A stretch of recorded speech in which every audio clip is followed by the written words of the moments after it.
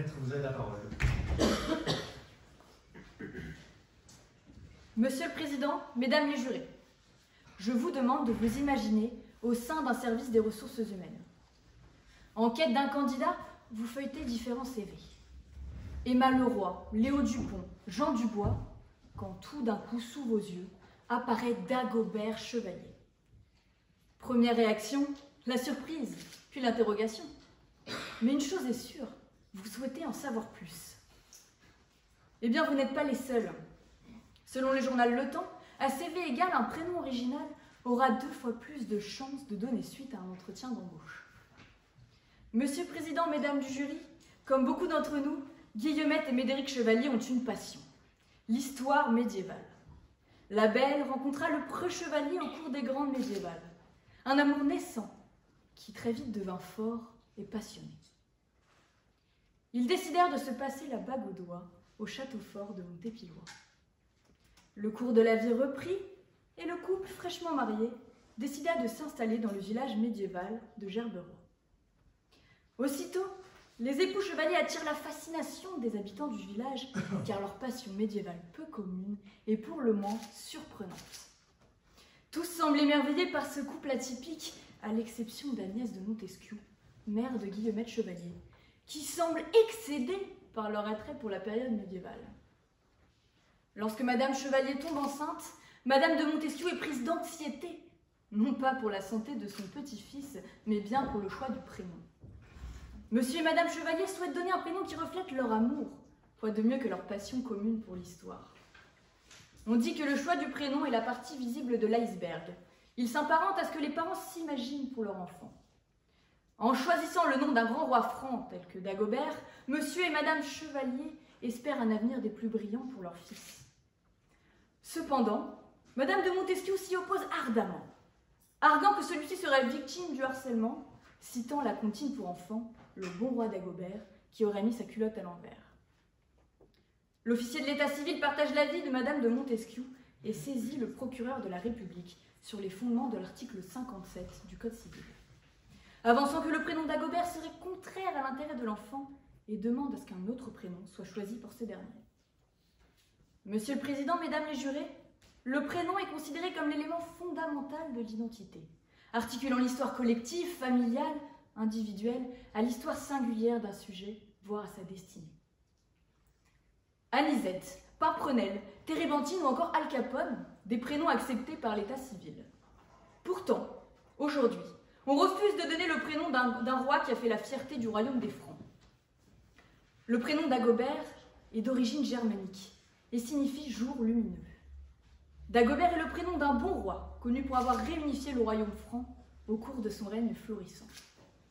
Il fut ensuite porté par le petit-fils du roi, qui fut reconnu comme saint par l'Église catholique.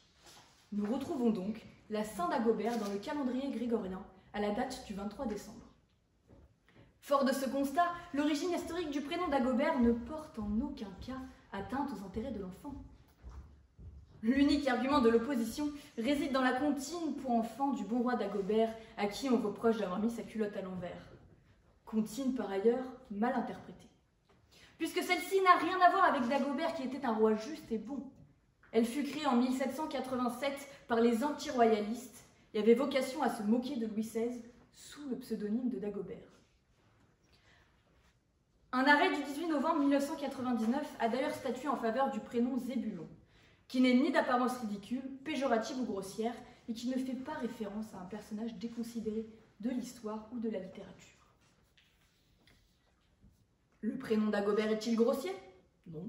Fait-il référence à un personnage déconsidéré de l'histoire? Non, bien au contraire. Mais pouvons-nous caractériser ce prénom de ridicule? Absolument pas. Le prénom pourrait certes susciter des rires, mais uniquement des rires de jeunes enfants. De plus, nous faisons confiance à Dagobert Chevalier, qui sera lui aussi probablement féru d'histoire, pour répondre à son camarade moqueur, qui recevra une belle leçon d'histoire. Dans cette même affaire, les juges ajoutent que les parents avaient trouvé l'origine du prénom dans leur passion commune pour un alpiniste de talent prénommé Zébulon, et que ce choix avait été réfléchi, tout comme les époux chevaliers, et leur attrait hors du commun pour la passion médiévale. Monsieur le Président, mesdames les jurés? Il est impossible de comparer la situation des chevaliers à l'arrêt rendu par la Cour de cassation le 15 février 2012, qui rejette le pourvoi en appuyant que le prénom Titeuf est ridicule. Celui-ci étant présenté comme un garnement pas très malin, dont les principales préoccupations concernent les relations avec les filles. Dagobert, lui, est noble et bon. Ce serait méconnaître l'histoire que de qualifier cet homme de ridicule. Certes, Dagobert est un prénom pour le moins original, quoiqu'il ait déjà été accepté par l'état civil 42 fois depuis 1900. Mais un prénom original est loin d'être contraire à l'intérêt de l'enfant.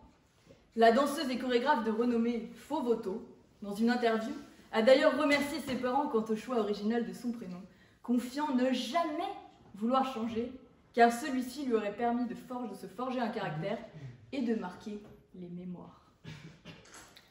Monsieur le Président, Mesdames les jurés, est-il normal de plonger le prénom d'une figure historique dans l'oubli parce qu'une comptine rigolote lui est associée?